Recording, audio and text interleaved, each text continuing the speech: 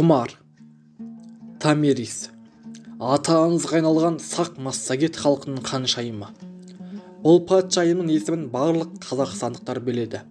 Ол тура көптеген кітапта жазылған және фильмдер түсірілді. Сіздермен бірге мен, Массагет. Біз бүгін Томирис патшайым туралы қызықты мәліметтер айтатын боламыз. Бастаймыз.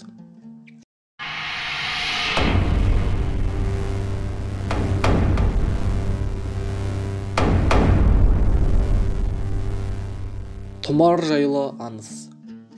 Зерттеушілердің айтуынша, Тұмар ханша біздің заманымыздан бұрын 570-520 жылдар аралығында өмір сүрген. Әкесінің есімі Сыпыр. Ол Массагет тайпасының патшасы.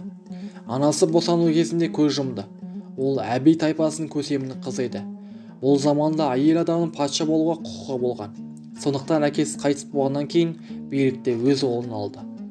Біздің заманымыздан бұрын 6 ғасырда Парсы елінде Ахемен империясы құрылды. Парсы патшасы Кир II Месопотама елдерін біріктіріп, басқыншылық саясатын жоспарлай бастады. Мысырды жаулап алуды армандаған Кир, мұндай үлкен мемлекетпен соғысу қиын болатынын білді. Сол себепті алдымен шығыс шекараларының қауіпсіздігін қамтамасыз ету мақсатында шексіз даладағы сақ тайпаларын бағындыруды ұйғарды. Басында ол билікті соғыссыз айламен тартып алуға амал іздеді. Тұмарға хат жіберіп, әйелі болуға ұсыныс жасады. Бірақ Томирис Кирдің шын ниеті қандай екенін біліп, бас тартуға шешім қабылдады. 530 жылы парсылардың үлкен әскері шығысқа аттанды. Парсылар үшін жорық сәтті болды. Көшпенділер атқа шегінуге мәжбүр болып, басқыншылардың әскері екі сатқа келді.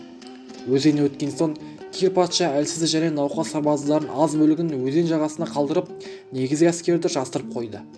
Сақтар парсылардың жалған әскеріне шабуыл жасап, олар талқандады. Жеңісті тойлау үшін уланған шараптар ішкен сарбаздар көп ұзамай ұйықтап қалды. Түнде парсы әскері жауынгерлердің барлығын дерлік өлтіріп тастады. Тұмар ханшайым ұл тұтқынға алынды. Томирис Кирге елші жіберіп, оның ұлын босатуды талап етті. Егер ұсынысы орындалмаса, қанға қаншалық тоймайтын болсам да, басымды қанға тұншықтырам деп қорқытты. Кир бұл ұсыныстан бас тартып, елшіні қайтарып жіберді. Ал Тұмардың ұлы өз-өзіне қол жұмсап мерт болды. Мұны естіген Массагеттер патшайымы парсыларға қарсы шабуыл жасады. Қатыгез шайқас ұзаққа созылды. Ешкім шегінгісі келмеді. Ақырында сақтар жеңіп шықты.